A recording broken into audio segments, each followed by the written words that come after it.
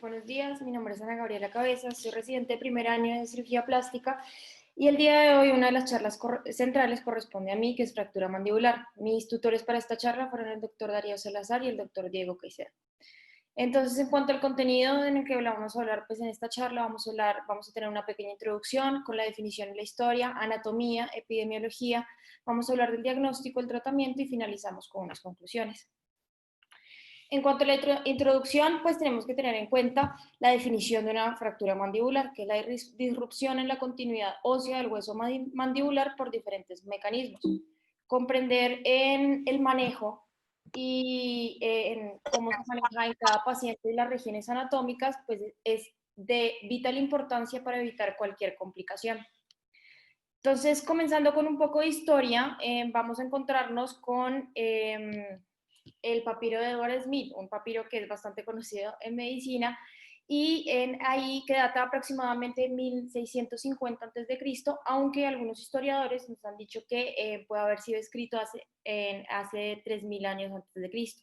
Entonces, lo que decían en este papiro nos mostraban cómo examinaban estas fracturas, los signos que habían, de hecho hablaban pues de los crépitos, y la verdad tenía un pronóstico bastante malo. Después de esto decían que seguía como la muerte después de una fractura mandibular debido a la infección.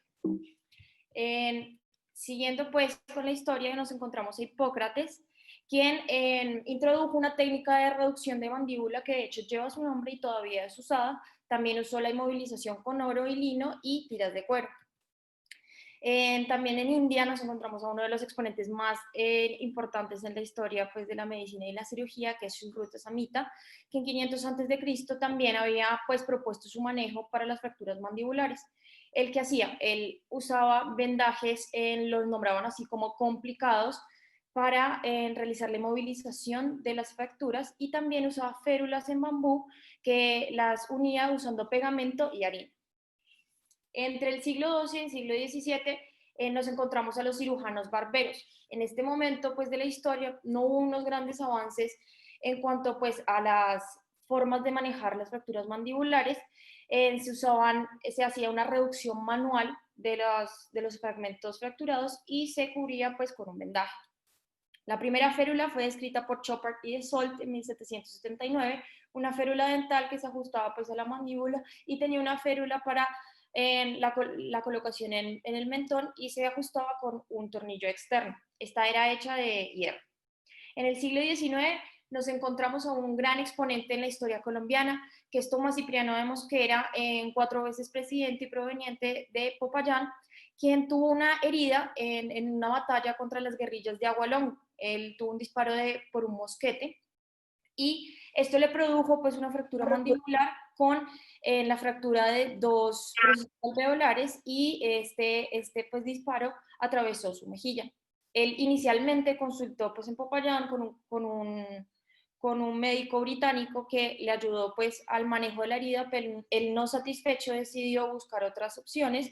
Quería ir a Estados Unidos, a Filadelfia en Estados Unidos, pero en su viaje se encontró en Panamá a un médico que dijo que lo podía ayudar y de hecho pues ahí lo operó. Dicen que la técnica que usó fue un alambrado en 3 segmentos con alambre de plata y pues tuvo una mejoría de su herida. Pero pues posterior a esto quedó con una cicatriz en la cara y con un movimiento particular al hablar que les valió pues el apodo del Mastachochas. En cuanto pues un poco más de historia, nos encontramos a Bodens en 1840, quien describió los cables circunferenciales, hizo los cables interdentales. En Buck en 1847 es el primero en describir la sutura de alambre en los huesos. En 1855 Hamilton nos presenta la férula de gutta percha, que fue muy usada en la Primera Guerra Civil de Estados Unidos. En cuanto pues siguiendo con la historia un poquito, nos encontramos también en 1866 a Thomas Gunning. Él hizo una férula que la llamó la férula de Gunning, que fue de hecho para el secretario de Estado de ese momento, presidente de los Estados Unidos, Abraham Lincoln, quien había tenido una caída en su automóvil y esto le produjo 2 fracturas de cuerpo pues bilateral y él pues propuso esta férula. se fijaba hacia al maxilar y a la mandíbula con unos tornillos y tenía un espacio para poder comer. En 1887 nos encontramos a Thomas L. Gilmer, quien reintroduce pues toda esta parte de la fijación intermaxilar. Angle también describe algunas técnicas como el cableado interdentario y él usaba como una barra de alambre entre los dientes para inmovilizar los segmentos fracturados. También entrando pues a la Primera Guerra Mundial, cuando las fracturas maxilofaciales fueron muchísimo más graves y severas y todos los traumas, nos presentan el casco de Amex, que era como una forma pues de mantener en la estabilidad de los segmentos fracturados. Tenía una barra circunferencial de hierro que se ajustaba a la cabeza y unas barras perpendiculares que pues el objetivo de ellos era mantener pues todas las estructuras en su lugar. También nos encontramos a Barastet Kazanjian. Él fue el jefe de la unidad dental de Harvard, de la Universidad de Harvard, y a él, pues en plena guerra mundial, lo mandaron a Gran Bretaña a tratar pues, las fracturas maxilofaciales que se encontraban allá. Él generó un protocolo y de hecho para las fracturas mandibulares él hacía como un mantenimiento, un manejo inicial con unas férulas de goma vulcanizada, y de hecho sus tratamientos y sus manejos le valieron el apodo del hombre milagroso del frente occidental. En 1936 pues, promueven el primer tutor externo formulado por Ginest, que usó para fracturas mandibulares complejas. En 1943, gracias al desarrollo de la biometalurgia, encontramos a Bigelow con la primera aleación de cobalto, cromo y molibdeno, que fue como compatible con el cuerpo humano. Y gracias a esto, entre 1973 y 1975 se desarrollaron nuestras primeras placas de osteosíntesis gracias a Champi. Finalmente nos encontramos pues en un punto de la historia donde pues, hemos visto grandes avances, y también los últimos podemos decir que son los materiales bioabsorbibles. Estos son hechos de ácido poliláctico, de ácido poliglicólico, y generalmente son usados para manejar las fracturas mandibulares pues, de los pacientes pediátricos. En cuanto a la embriología, tenemos que tener en cuenta que a la cuarta semana de vida intrauterina van a aparecer el del primer arco fringio, el proceso mandibular. Este proceso mandibular va a tener dentro el cartílago de Mecke. Este cartílago va a estar inicialmente en la línea media y va a migrar posteriormente hacia la cavidad timpánica, dando como el esqueleto de soporte para toda la mandíbula. Posteriormente, este cartílago se va a reabsorber con la osificación y van a aparecer alrededor de la 12ª semana de vida intrauterina otros centros de osificación, que van a ser el cartílago condilar, el cartílago coronoides, el cartílago angular, el cartílago sinficial y los procesos alveolares. Y ahí, en el cartílago condilar, nos vamos a encontrar que va a ser el que juega un papel más importante, ya que va a dar toda la extensión de la rama mandibular, y posteriormente en estos lugares es donde se van a insertar los músculos de la comunicación. En cuanto a la anatomía, pues vamos a hablar de la mandíbula, que se forma en U o en arco, tiene una cara lingual y una cara vestibular. En cuanto a la cara lingual, vamos a encontrar varios accidentes óseos que van a ser importantes para nuestra ubicación anatómica, entre los cuales vamos a encontrar las apófisis genii, que quedan justo en la línea media, donde van a estar los músculos geniogloso y genioideo. Bilateralmente, pues a estos lateralmente nos vamos a encontrar la fosita sublingual, donde va a descansar la glándula sublingual. También nos vamos a encontrar la línea miloioidea, o también llamada la línea oblicua mandibular, donde se va a originar el músculo miloioideo, y debajo de este vamos a encontrar la fosita submandibular, donde va a descansar la glándula submandibular.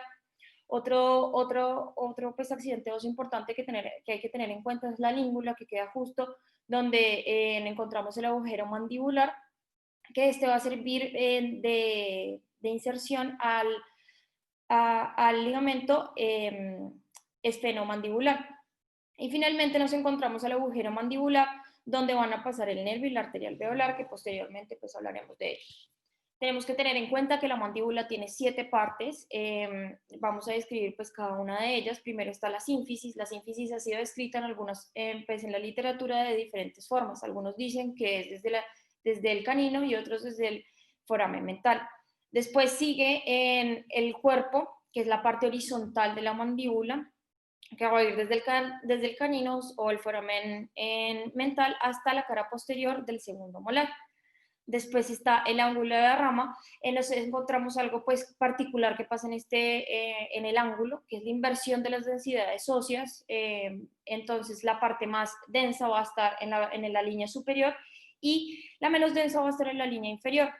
Generalmente el ángulo se describe desde la cara posterior del segundo molar hasta la línea oclusal de la mandíbula. Se describe como una región en forma de triángulo. También nos encontramos a la apófisis coronoides, que va a ser una apófisis de forma triangular que tiene unas caras convexas. Y también nos vamos a encontrar finalmente pues al cóndilo, que también es una apófisis, también es llamada como la apófisis condilar, en todas sus caras convexo, tiene una forma bastante particular, porque hace parte de una articulación muy importante, que es la articulación temporomandibular. Esta articulación, como todas, va a estar recubierta pues, por una cápsula articular, va a tener un disco articular, y una de las particularidades de esta articulación va a ser que no está recubierta por cartílago hialino, sino por tejido fibrocartilaginoso, debido a todo la fuerza que debe tener esta articulación. Y también está acompañada de algunos otros ligamentos que nos van a ayudar a la estabilidad de dicha articulación. En cuanto a la irrigación de la mandíbula, vamos a encontrar que se va a dar por dos fuentes principalmente. Una fuente intraósea y otra por fuera del hueso. Entonces, la fuente intraósea va a ser la arteria alveolar inferior, como ya vimos, que entra por el agujero mandibular, es rama del primer tramo de la arteria maxilar y pues nos va a ayudar a toda la irrigación de las raíces dentales y también alguna región del mentón. Posteriormente, pues nos vamos a encontrar la irrigación por fuera, que va a ser la irrigación dada por las inserciones de los músculos y generalmente es una irrigación perióstica. También es importante tener en cuenta la arteria y la vena facial, ya que transcurren en su recorrido debajo de el cuerpo mandibular, pues como en una forma submandibular. Entonces van a ser de gran importancia en los momentos de hacer algún tratamiento, pues en alguna fractura mandibular, como la vemos aquí. Cuanto a la inervación, nos vamos a encontrar también al nervio alveolar inferior, que va a ser rama del nervio mandibular. Este también va a ingresar por el agujero mentoniano y nos va a dar pues toda la inervación a las raíces dentales, y finalmente va a terminar como nervio mentoniano después de salir por el foramen mentoniano, y nos va a ayudar a la inervación de los tejidos blandos tanto de la región mentoniana como el labio inferior. Importante también tener en cuenta el nervio facial. Si lo vemos aquí como se ve pues en la imagen, vamos a encontrar que en su división en los dos troncos principales, que sería el cervicofacial y el temporofacial, va a ser justo en una región retromandibular al lado de la rama mandibular. Entonces este es un importante como reparo anatómico que tenemos que tener en cuenta en el momento de manejar estas fracturas. La mandíbula es un hueso móvil gracias a los músculos de la masticación, entonces vamos a hablar un poco de ellos. Nos encontramos primero con el músculo macetero. El músculo macetero tiene un vientre superficial y un vientre profundo. Estos vientres se van a originar en el arco cigomático. El vientre superficial va a ir justo al ángulo mandibular y el profundo a la rama mandibular. Este músculo finalmente pues, nos va a dar la función de la elevación de la mandíbula. También vamos a ver al músculo temporal, y acá es importante nombrar la cresta temporal superior y la cresta temporal inferior. La cresta temporal superior nos va a dar como los límites para la fosa temporal, y la cresta temporal inferior va a ser de donde se va a originar el músculo temporal, y este va a insertarse finalmente en la apófisis coronoides. Sus funciones finalmente van a ser la elevación de la mandíbula, y también tiene unas fibras longitudinales que nos van a permitir la retracción de esta. También nos vamos a encontrar pues los músculos pterigoideos medial y lateral. Ellos van a estar originados en el hueso esfenoides, como vemos en la imagen, en la apófisis pterigoides. Esta apófisis, como la vemos, tiene una lámina lateral y una lámina medial. Y dentro de estas va a estar la fosa pterigoidea. En la fosa pterigoidea se va a originar el músculo pterigoideo medial, que va a insertarse en la cara lingual del ángulo de la mandíbula. Y este músculo finalmente nos va a ayudar a la elevación de la mandíbula y también ayuda a la protrusión de esta. Finalmente nos vamos a encontrar con el músculo pterigoideo lateral. Este se va a formar en la lámina, originar en la lámina lateral y en la fosa cigomática de la apófisis pterigoides y se va a insertar, como vamos a ver, justo en la región del cóndilo y del disco articular, como lo vamos a ver en este instante, ahí. Y esta, pues dependiendo de cómo se contraiga, nos va a ayudar este músculo a la protrusión o también, si es de forma bilateral la contracción, o también nos va a ayudar a la diducción cuando es solamente un lado el que se contrae, junto con los pterigoideos mediales. En cuanto a los músculos del piso de la boca, vamos a hablar de dos importantes, los más importantes, que va a ser el músculo miloioideo, que es un músculo grande en forma de abanico que se va a originar desde la línea miloioidea, como les mostré en la cara lingual de la mandíbula, hasta el hueso ioides. También nos vamos a encontrar el músculo digástrico, que va a tener dos dientes. Estos nos van a ayudar, estos músculos, principalmente a la apertura oral. En cuanto a la biomecánica de la mandíbula, tenemos que tener en cuenta que la mandíbula asemeja un arco que se va a ver deformado por las fuerzas musculares que actúan en él. Entonces, en la mandíbula vamos a distinguir dos bordes, uno de tensión y uno de compresión. El borde de compresión es donde hay más densidad ósea y el que va a quedar pues en la línea inferior de la mandíbula, como lo vemos aquí. Y el borde de tensión va a ser donde generalmente tiende a abrirse la fractura, donde hay un poco menos de densidad ósea. En cuanto pues a la deformidad de la mandíbula, va a depender de dónde actúan las fuerzas, y también vamos a encontrar unos bordes de compresión y de tensión si lo vemos en un plano axial, entonces siendo el lateral el borde de compresión y el medial el borde de tensión. También describir un área neutra, una zona neutral, que en teoría sería la mejor zona para poner o para realizar una osteosíntesis, dada pues la neutralidad de sus cargas, pero encontramos el nervio alveolar inferior justo en esta zona, entonces termina siendo pues una zona que no es apropiada para hacer este tipo de manejos. Tener en cuenta también que en las mandíbulas de los niños y de los ancianos vamos a encontrar una mayor debilidad, van a ser más pequeñas y van a ser más propensas a accidentes. En cuanto a la epidemiología, en las fracturas maxilofaciales, la fractura mandibular particularmente es la segunda más frecuente en alguna literatura, viniendo después de la fractura de huesos propios nasales. Traje un par de artículos pues hablando de esto. Este me pareció bastante bueno, es del 2018, y nos hacen una revisión de 13.142 casos de Estados Unidos de fracturas mandibulares y nos dan todo pues la descripción sociodemográfica de estos pacientes. Entonces, lo que vemos en cuanto a la edad, vemos que el grupo más afectado fue el de 18 a 24 años, pero en la mayoría de las fracturas iban desde los 18 hasta los 54 años. En cuanto a las proporciones entre hombre y mujer, vamos a ver que se van a ser más propensos los hombres, o va a tener una mayor incidencia los hombres, con una relación de aproximadamente 4 a 1. Y tiene un comportamiento bastante particular después de los 65 años, haciendo a las mujeres teniendo más incidencia en cuanto a las fracturas mandibulares después de esta edad. Y también en los niños de 5 a 9 años, las niñas van a ser las que tengan más incidencia en cuanto a las fracturas mandibulares. El mecanismo de trauma, los que conocemos ya y pues lo vemos como a diario, son las lesiones personales el primero, los accidentes automovilísticos el segundo, después están las caídas, también se encuentran pues aquí las motocicletas, en los disparos o las heridas por arma de fuego. Finalmente nos dan como un ponderado en cada una de las zonas de la mandíbula en cuál es más propensa a pues verse la fractura. Entonces, como vemos aquí, una de las principales especies del cóndilo, el ángulo y la sínfisis, que lo podemos comparar como lo vemos en la literatura generalmente. Esta es la imagen de los libros donde nos muestran cuáles son los porcentajes de cada una de las regiones de la mandíbula en cuanto pues, a sus fracturas, y vamos a ver que el cóndilo, el ángulo y la parasínfisis van a completar más o menos el 80% de las fracturas mandibulares.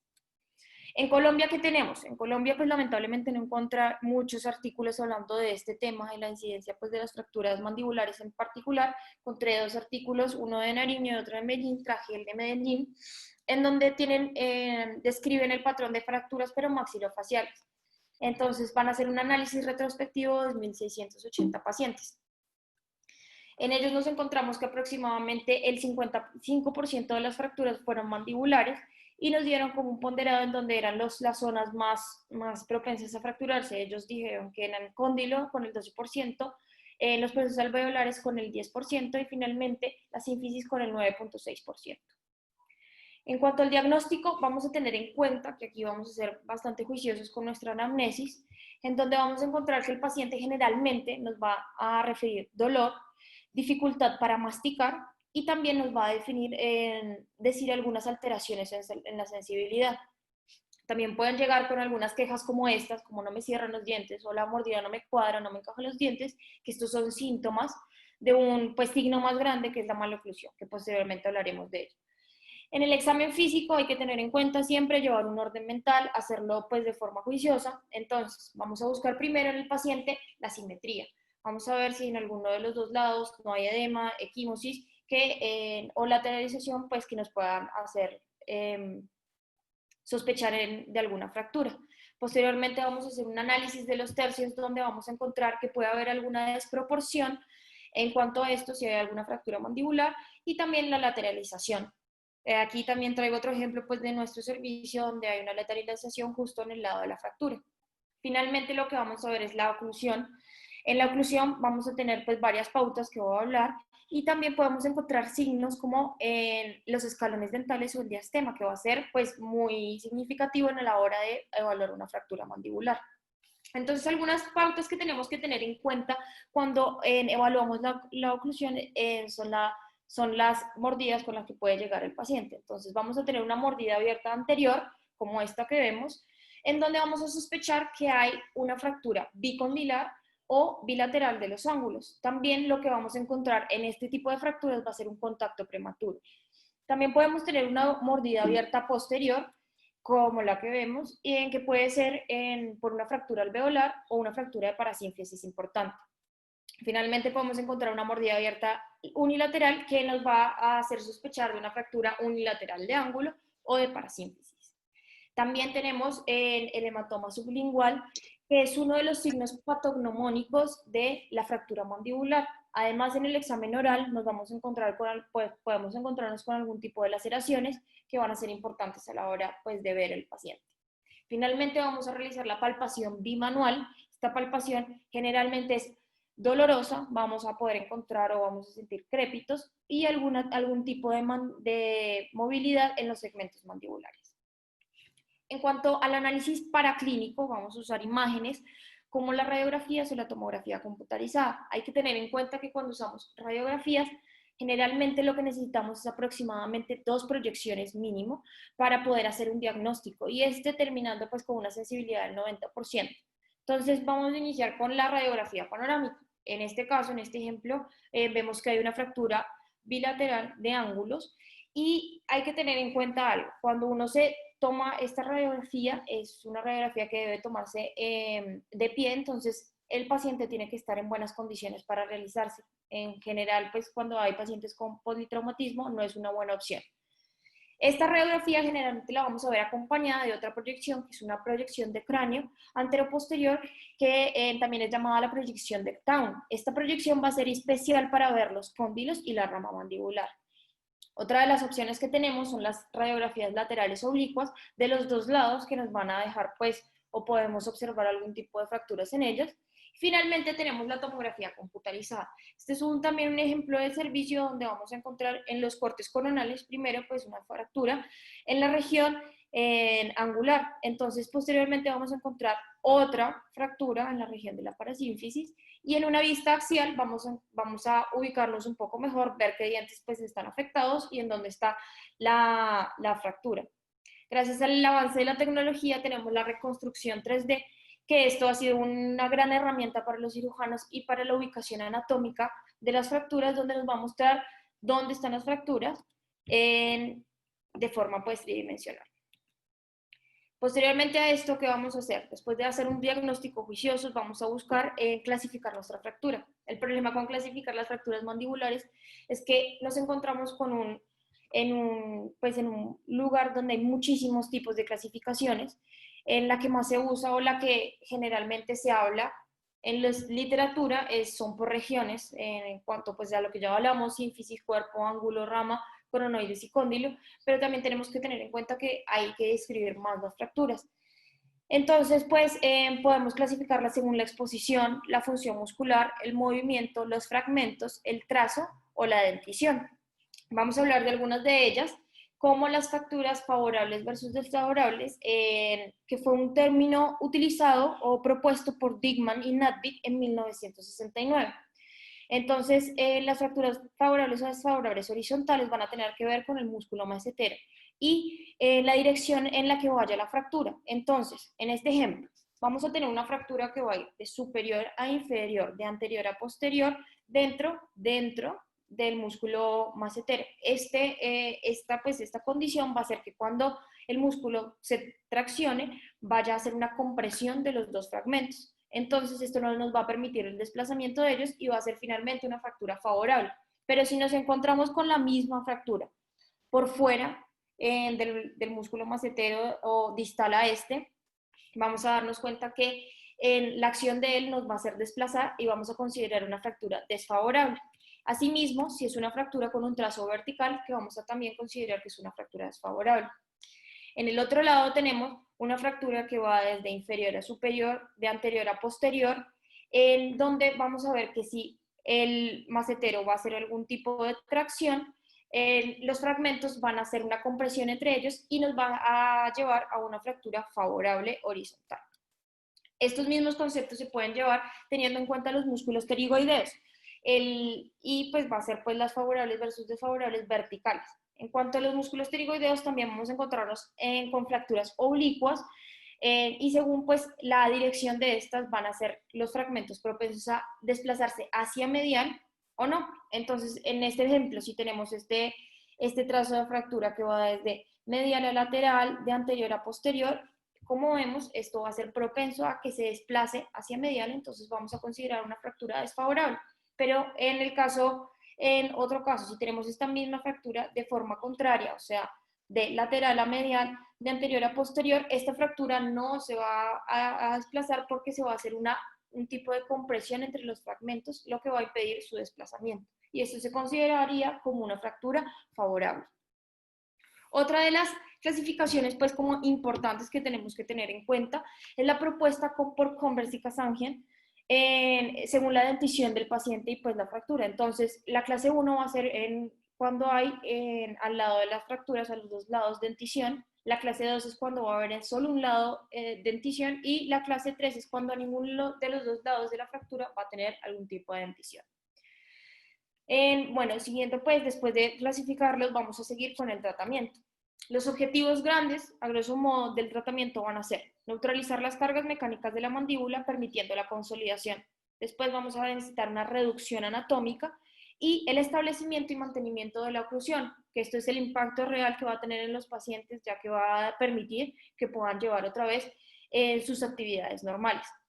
Lo primero que vamos a hacer en esto es hacer un ABCDE. Tenemos que tener en cuenta que los pacientes con fracturas mandibulares pueden tener algún tipo de politraumatismo y de hecho está asociado a las lesiones, al trauma cervical. Entonces, según la TLS, vamos a llevar estos pasos juiciosos. Después, ¿qué vamos a hacer? Si tenemos una fractura expuesta, siempre tenemos que tener en mente la profilaxis antitetánica, tener que asegurarle una forma de nutrición al paciente, también asegurarle higiene oral, un control periódico hasta que se pueda llevar a un manejo definitivo. Entonces, en cuanto a los manejos que nos vamos a encontrar, es una forma grande de verlo. Vamos a tener en un lado el manejo no quirúrgico y después vamos a tener a otro lado la reducción abierta y cerrada. Vamos a hablar de cada uno de ellos. Entonces, en cuanto al manejo no quirúrgico, va a ser el mismo manejo conservador. Este va a consistir en hacer un control periódico del paciente, en llevarlo periódicamente a las visitas. También va a tener una dieta blanda que por lo menos, en la literatura lo que dice, por lo menos debe llevarse por lo menos en 8 semanas. Y generalmente las indicaciones para estas para este manejo va a ser las fracturas en tallo verde y las fracturas incompletas, sin ningún tipo de alteración en la funcionalidad del paciente. Esta es una importante característica que se tiene que tener en cuenta cuando se va a llevar un manejo conservador. En cuanto a la reducción cerrada, que va a ser pues la fijación maxilomandibular, algunas indicaciones, también una forma grande de verlos, va a ser fracturas favorables no desplazadas, fracturas con daño extenso del tejido blando y gran conminución, cuando no es posible pues realizar un manejo inicial, pues podemos usar la fijación maxilomandibular para hacer un control de daños de estas fracturas. También las fracturas de cóndilo en algunas condiciones que posteriormente hablaremos, y las fracturas pediátricas. Otras de las condiciones o pues indicaciones pueden ser cuando el paciente no puede ser llevado a cirugía debido pues a las comorbilidades que tiene, también cuando tiene anticoagulación permanente y que no se puede pues retirar esta anticoagulación por ningún motivo.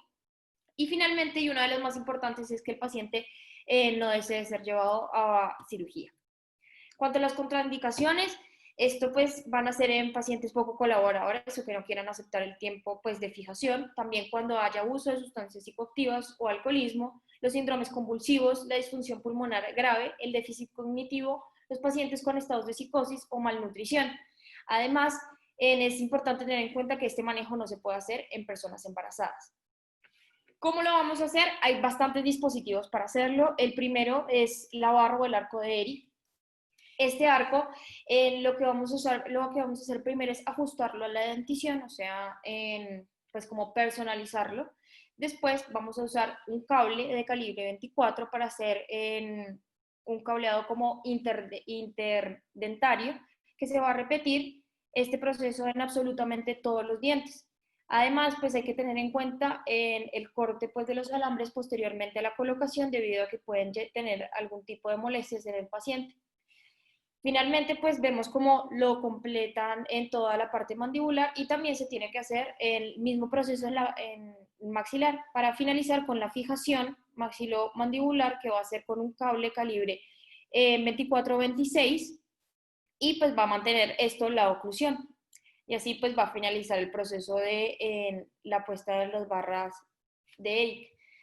Es un proceso bastante pues dispendioso, y también dicen que es un proceso que puede tener algunas consecuencias en el operador. Es muy propenso a que haya algún tipo de accidente laboral con el alambre en la colocación. Además, está contraindicado en pacientes con enfermedad periodontal.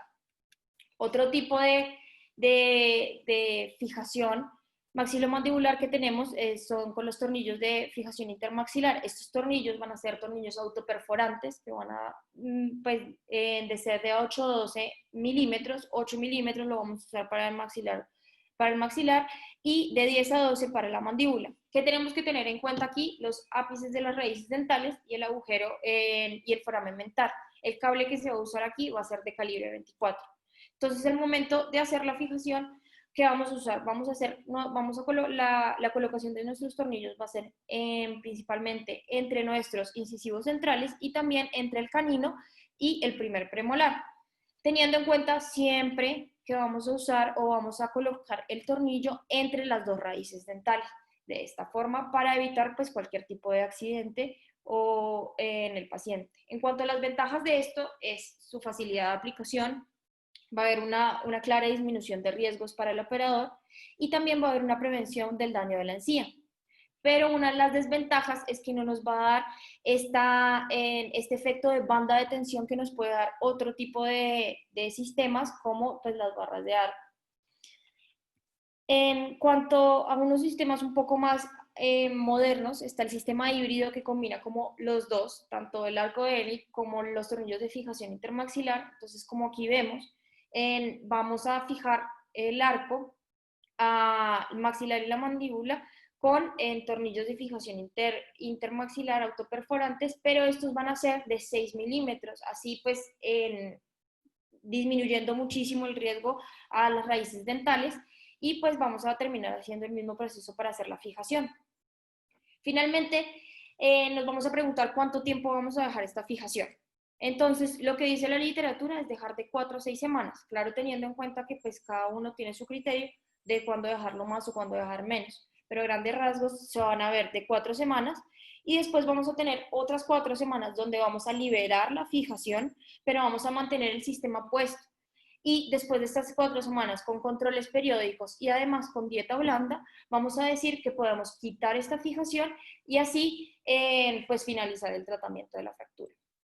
En cuanto a la reducción abierta, no voy a hacer mucho hincapié en esto, vamos a nombrar rápidamente pues las opciones que tenemos para no alargarnos mucho. Entonces, primero lo que tenemos que saber son los principios básicos de la osteosíntesis. Estos fueron formulados en 1958 por la Asociación de Osteosíntesis, la AO, en donde nos hablan que son 4. Entonces son la reducción anatómica, la fijación estable, la preservación del aporte sanguíneo y la última, muy importante, es la movilización temprana.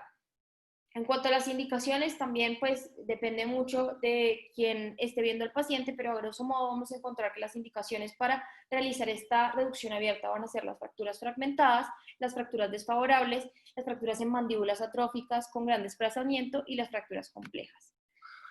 Champi popularizó la osteosíntesis con mini placas, generando pues sus líneas ideales de osteosíntesis en un principio de carga compartida.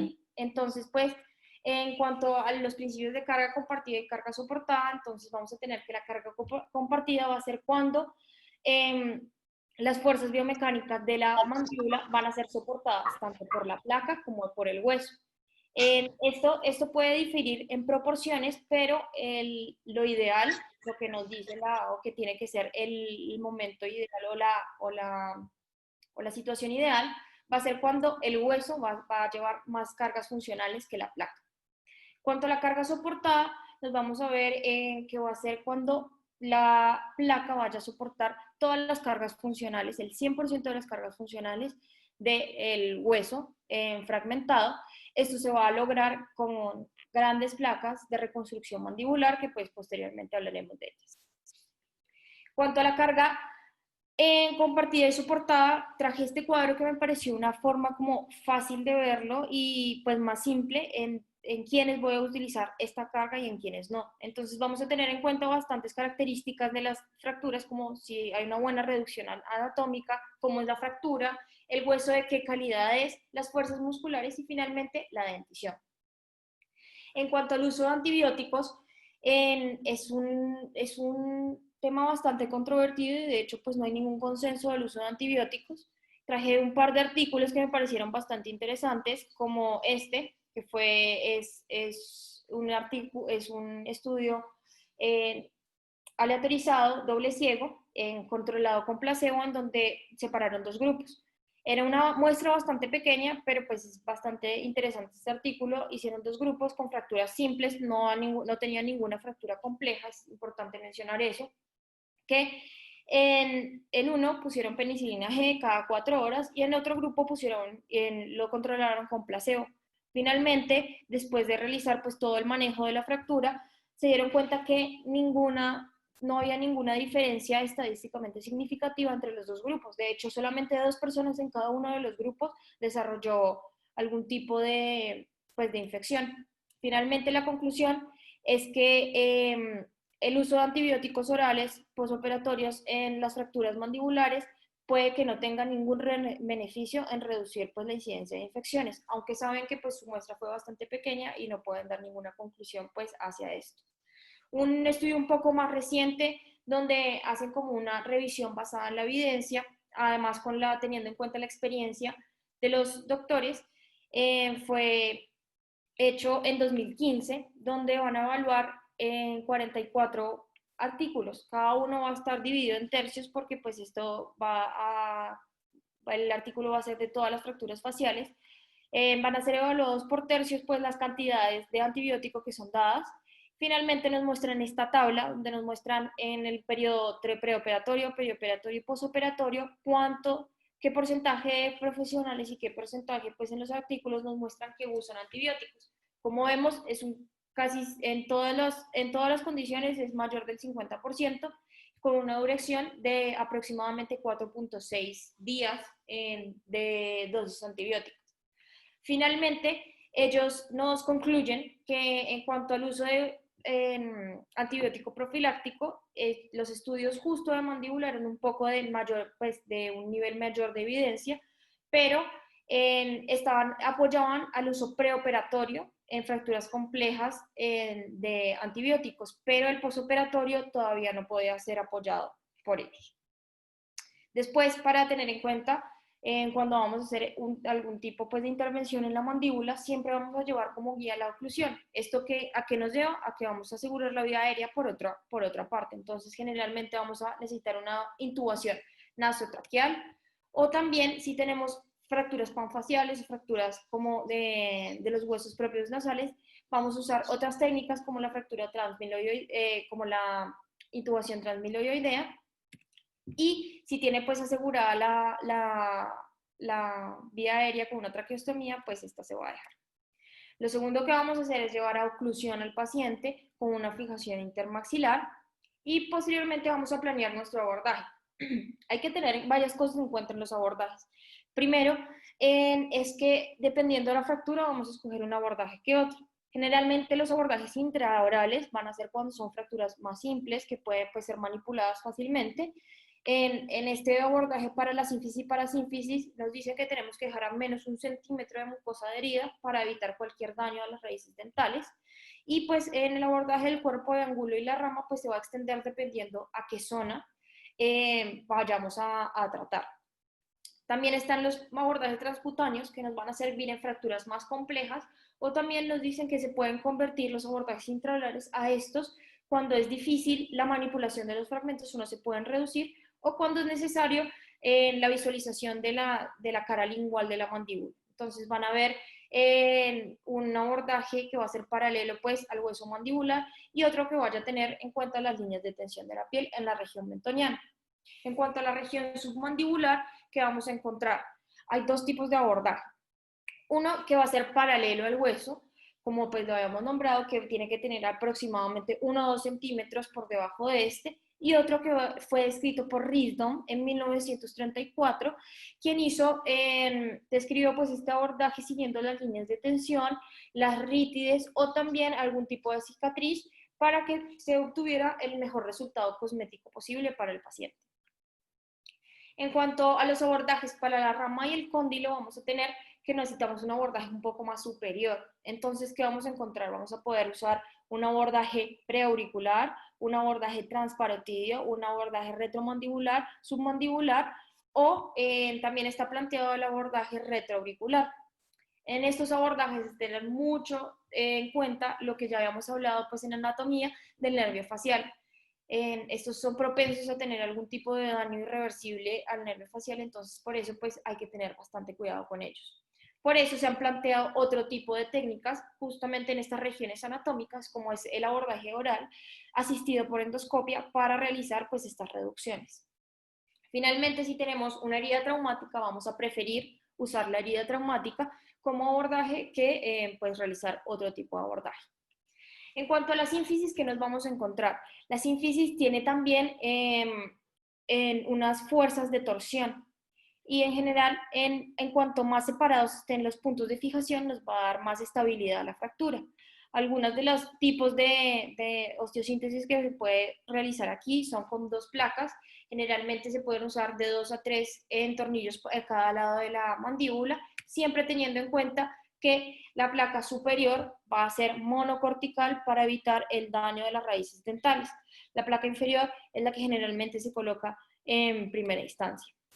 Hay otros tipos de manejos y pues, según la carga compartida, que va a ser el tornillo de tracción con el uso de una mini placa o en 2 tornillos de tracción que también han sido descritos y pues se pueden evaluar como opciones.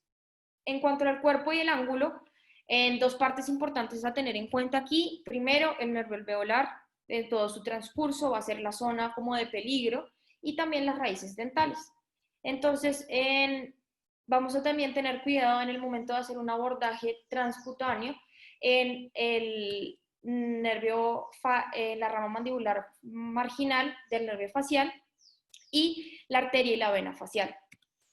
Por eso vamos a tener una disección que vaya 2 a 3 centímetros por debajo de donde se inserta el músculo platisma en la mandíbula para evitar los daños mayores ahí. También después vamos a hacer una división de la cincha pterigomaceterina y si se puede o si se considera o no, se va a hacer una se va a ligar los vasos faciales.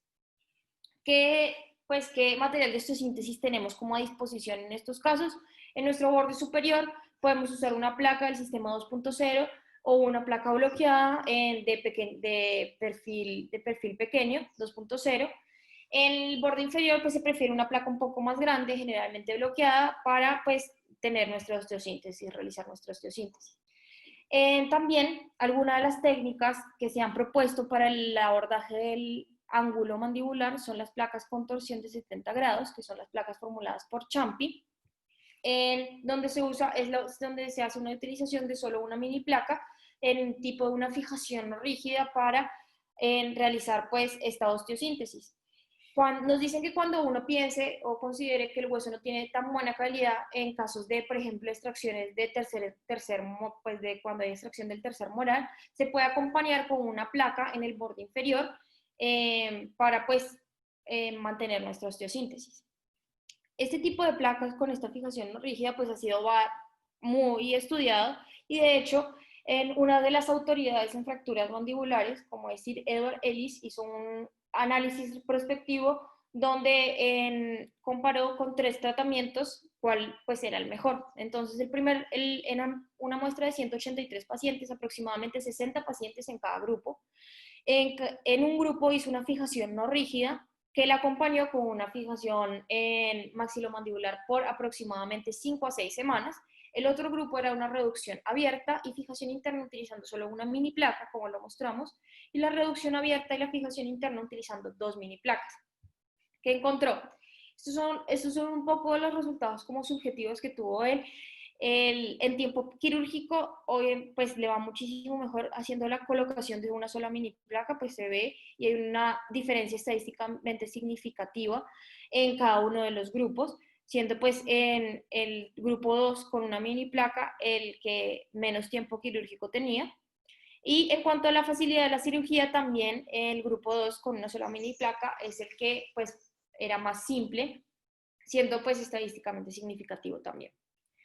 En cuanto a parámetros un poco más objetivos, vamos a encontrar en los problemas como de la herida, que también dentro de ellos va a estar la infección, y vamos a encontrar que hay una diferencia en el desarrollo de infecciones en los grupos con una sola mini placa, siendo este el menor, en menor proporción donde se desarrollan. Y también en cuanto a la unión clínica pues, de las fracturas, vamos a ver que pues, en lo peor de las fijaciones no se vio tanto, que fue la fijación no rígida, y en los grupos de una mini placa o 2 mini placas se vieron unos resultados un poco mejor. Como conclusiones, el que nos dice, el uso de una mini placa única se asoció con menos complicaciones, pues él lo vio, es la fijación interna más fácil de dominar y para él es la técnica que ofrece mejores resultados. También otro tipo de fijación de carga compartida, osteosíntesis de carga compartida, va a ser con los tornillos de tracción. Estos tornillos van a funcionar colocándose de manera perpendicular a la fractura, al menos 2 de ellos, para que se pueda realizar una fijación correcta de la fractura. En cuanto a la rama y el cóndilo, ¿qué vamos a tener? Entonces, el cóndilo es importante tener en cuenta la clasificación de Collar, que fue propuesta en 1955, donde pues nos van a dividir el cóndilo en una región condilar alta o intracapsular, una región de cuello alto, el cuello bajo y en la parte superior de la rama.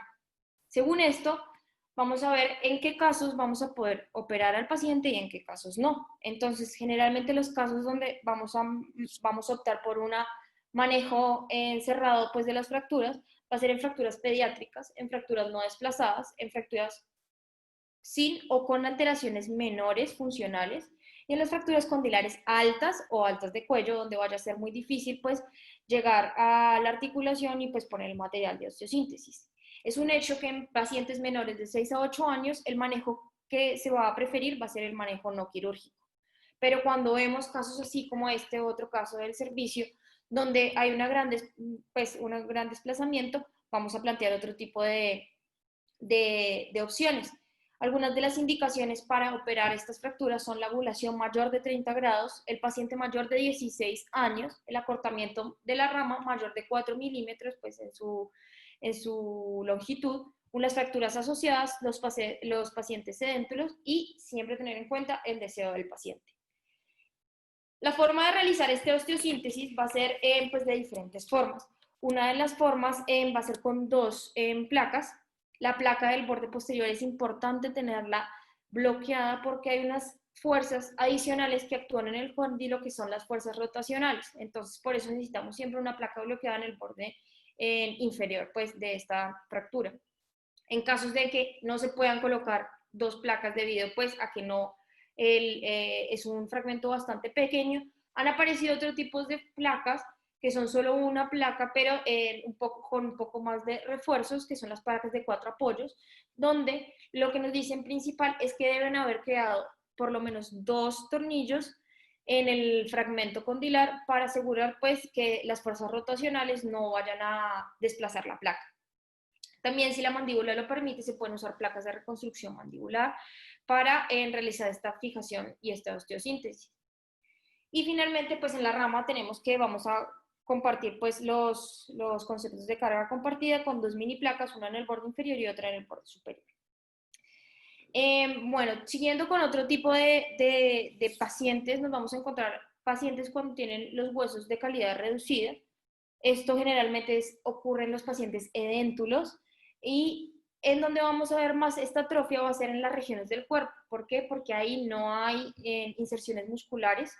Entonces, pues va a haber una irrigación perióstica un poco menor. Entonces, ahí va a empezar donde va a empezar la atrofia.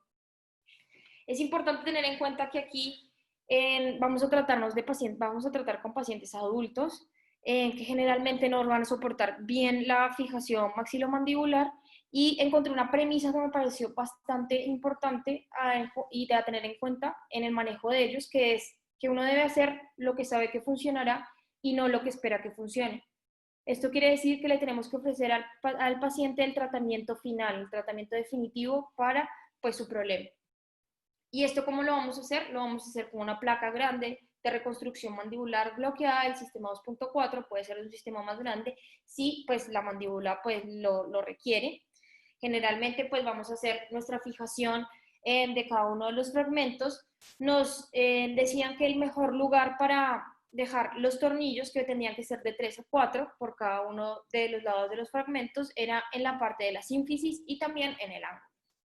En cuanto a las fracturas multifragmentarias, van a ser las que van a estar asociadas a heridas por arma de fuego, lo que es bastante común en nuestro medio, y también accidentes automovilísticos o de motocicletas a altas velocidades. ¿Qué vamos a tener que hacer aquí? Vamos a tener una simplificación o hacer una simplificación de la fractura y hacer una fijación adecuada a los fragmentos tridimensionales. Este es un ejemplo pues, del servicio donde vemos que se usaron mini placas o pues placas más pequeñas para realizar la acomodación anatómica de todos los fragmentos. Generalmente estas van con tornillos monocorticales para ajustar pues cada uno de los fragmentos como si fuera más o menos un rompecabezas. Finalmente va a estar acompañada de una placa grande de reconstrucción mandibular que va a mantener pues como la estabilidad a todos estos fragmentos. Algo así pues en el ejemplo vamos a ver algo así.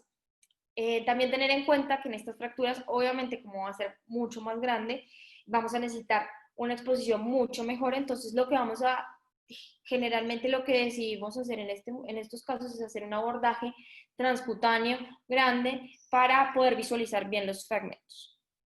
En cuanto a las infecciones, de hecho en la AO hay como los protocolos modernos tienden a hacer o tienden a considerar o recomendarnos que lo primero que tenemos que hacer es la inmovilización rígida de los fragmentos inicialmente en un primer momento. Después hacer todo, también acompañarlo con el drenaje, el antibiótico y la extracción de los dientes afectados.